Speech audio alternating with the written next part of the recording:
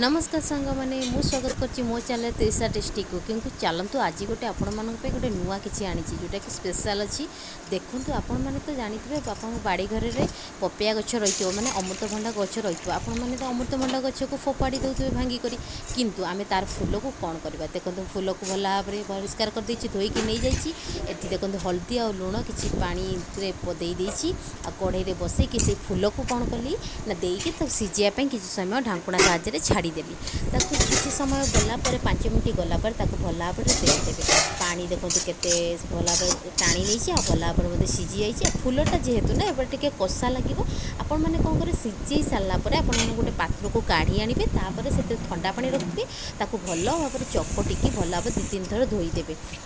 तार जी कषा पानी थी ना से कषा पानी गुड़ सब भल भाव में छाड़ीज जो रोषे करेंगे खाइले भल लगे 2-3 थर आपण मानक धोईबा पड़ो आउर धोईला आपण शेष थर कौन कर चिपुड़ी देवे।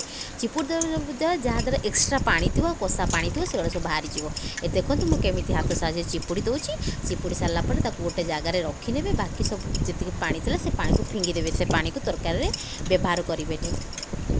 देखो मोर सब ये होगला मुझे चिपुड़ी सारी मो हाथ साथ खेलदेली केते सुंदर भल भाव सीझी जाइए। ये देखो मो कढ़ईटा गरम कर दी से किसी सोरिष तेल नहीं जाऊँगी आउ किसी जीरा शुखिला लंका नहीं किसी बैगण और आलू को मुझे छोट छोट काटिकी नहीं आपण सैज ने बेस्ट देखो स्वाद अनुसार लुण देदेवे।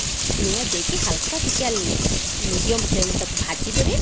भाजी सारापर मुझे देखो ये किसी हेंगू पकई दूसरी हेंगू पकई सारापर कहते भल भाव गोल सारी जो फूल को रखी से फूल को पकईकी भाजी आप चाहिए फूल को आगे भाजी पारे तापर काढ़ी आलू बैगन पकई देवे। मुझे एमती करूँ पसंद तापर देखो पियाज मुझे तेल देती ये पियाज और रसुण छेची देती आ कटा पियाज को मुझे एमती भाजी सारापर फूल टे लाल है पर्यटन भाजी तापर जा पियाज पकईबे। तापर देखो आउ थे मुझे भाजी दूसरी भल भाव में पियाज जमी जरीज रसुण बास्ना जमी से खेल तो देखो हल्का हल्का पूरा ब्राउन कलर हो सारा फूलटा भल भाव में भाजी आसी से देखो किसी कंचा लंका काटिकी रखी कंचा लंका को पकई दूसरी आउ से देखो मुझे किसी लंका गुंड दे दूसरी किसी हल्दी गुंड देदेवी। हल्दी गुंड आप फूलर देते आउ देखिक आपण मैंने देवे दे सारापर ये देखो मुझे सोरिष रसुण जीरा आउ बिलाती को बाटी देती तार पेस्ट को मुझे पकई देती बेसी सोरिष बटा देवे कि हल्का देवे भल लगे खाइबापी आउ किसी पानी देती जमी मुंडा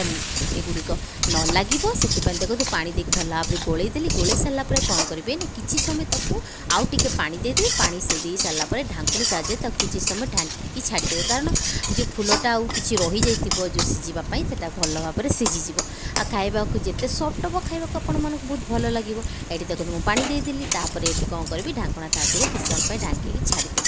पपिया फूलर केबे आपण मैंने रेसिपी करके खाई थे एमती करूँ खाई कहतु मत कमेंट करके आपण मानक रेसिपी केमती लगे।